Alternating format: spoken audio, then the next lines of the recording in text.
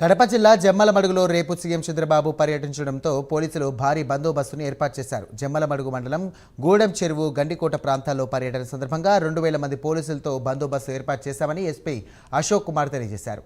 ఏర్పాట్లను స్వయంగా పరిశీలించారు. ఇక గూడెం చెరువులో పింఛన్ల పంపిణీ కార్యక్రమాన్ని అనంతరం ప్రజావేదికలో మాట్లాడనున్నారు. గండికోటలో పలు అభివృద్ధి పనులకు శంకుస్థాపన చేయనున్నారు.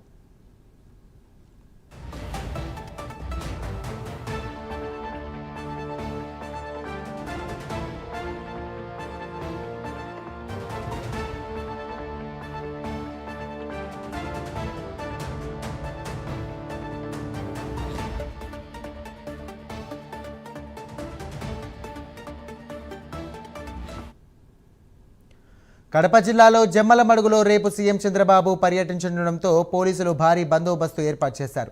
జమ్మలమడుగు మండలం గూడెం చెరువు, గండికోట ప్రాంతాల్లో పర్యటన సందర్భంగా 2000 మంది పోలీసులతో బందోబస్తు ఏర్పాటు చేశామని ఎస్పీ అశోక్ కుమార్ తెలియజేశారు. ఏర్పాట్లను ఆయన స్వయంగా పరిశీలించారు. గూడెం చెరువులో పింఛన్ల పంపిణీ కార్యక్రమం అనంతరం ప్రజావేదికలో మాట్లాడనున్నారు. గండికోటలో పలు అభివృద్ధి పనులకు శంకుస్థాపన చేయనున్నారు.